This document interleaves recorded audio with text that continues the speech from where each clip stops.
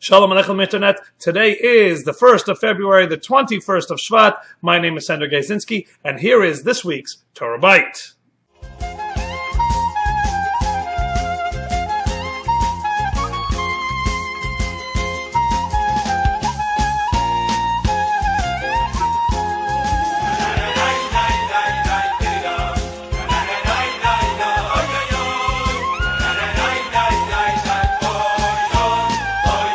So this week's Torah portion is Parashat Yitro. Yitro was the father-in-law of Moshe, and he was not originally of the Jewish people. In fact, he had tried every religion out there, and not only tried the religions, but actually became the priest of each religion.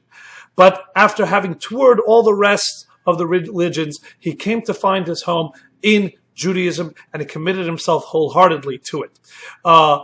He received perhaps one of the greatest honors that exists in the fact that a Torah portion was named after him.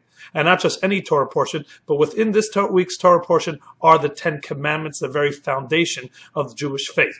And there's a lesson in that itself, that it doesn't necessarily make a difference what your background was, but what you are now and where your heart is at this moment. But let's talk about the 10 Commandments for a moment. We have in here perhaps the greatest moment. This is the moment that God descends onto Mount Sinai and gives to the Jewish people the Torah. The issue is, the problem with this is, the fact that the Torah has already existed in the hands of the Jewish people in their culture and in their faith since the day of Abraham Avinu. We know that Abraham knew the entire Torah. He kept most of the Torah in the way that he was able to, including circumcision, Pesach. We know he served matzah, etc., to those that came to visit him, the angels that came to visit him. He passed it on to Yitzchak, and Yitzchak in turn passed it on to Yaakov, and so it carried forward. So in a certain sense, God had scooped himself. He gives the Torah on Mount Sinai, but it's already old news. The Jewish people have had this Torah around for hundreds of years. So what is the big deal of receiving the Torah on Mount Sinai? What did they not have before? What was this great new advent that happened and occurred at the moment of Mount Sinai?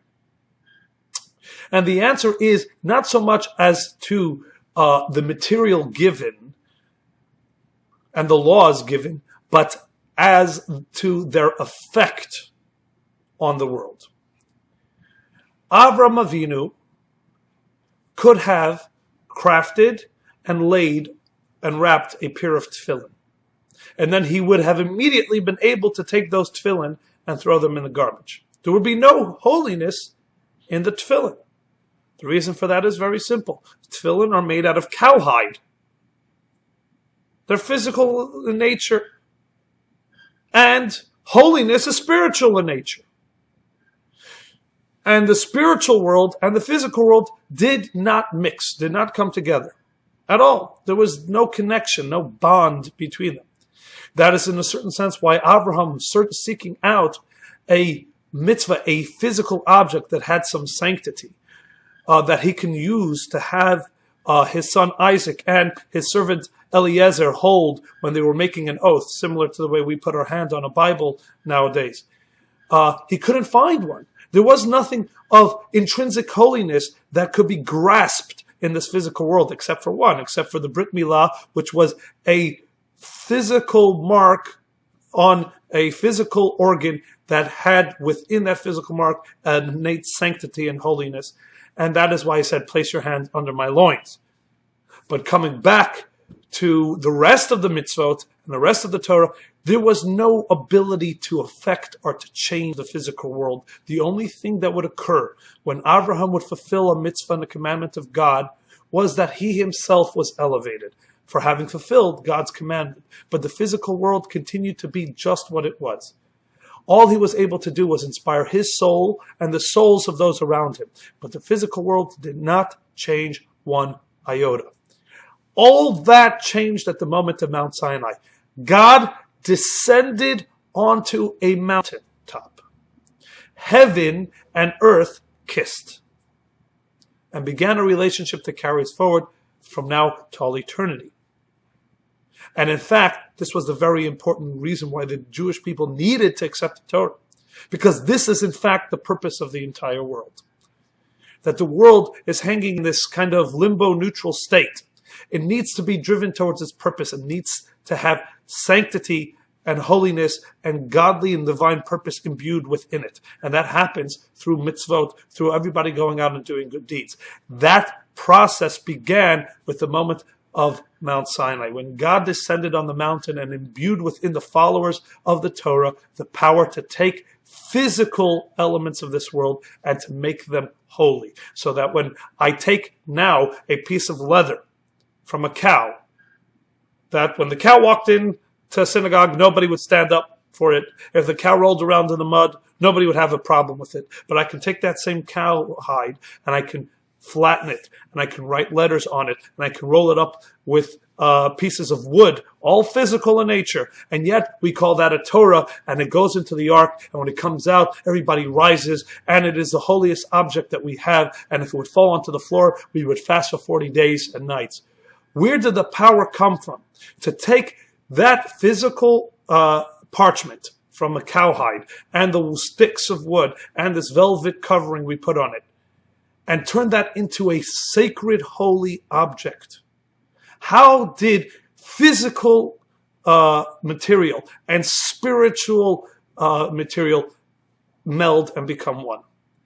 That power was given at the moment of Mount Sinai.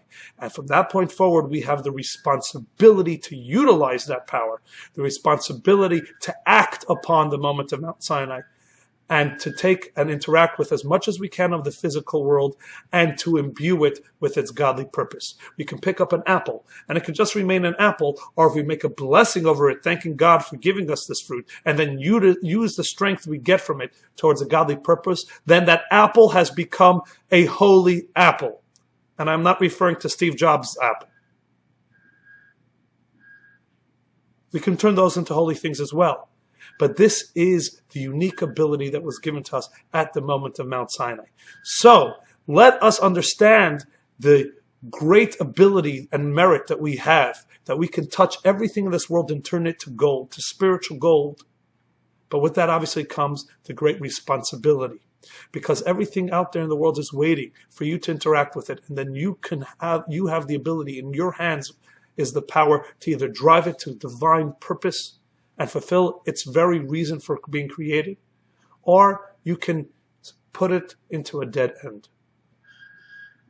using it in a way that it was not meant to be used, and unfortunately cutting off its ability to achieve its purpose. It's a great responsibility that we share, great power. With great power comes great responsibility.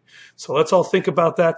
Wishing everybody a wonderful, productive, transformative week where you transform yourself and transform the things around you, imbue them with a sense of holiness and purpose, and wish you all a wonderful, wonderful Shabbos, and looking forward to seeing you next week for the next installment of the TorahByte.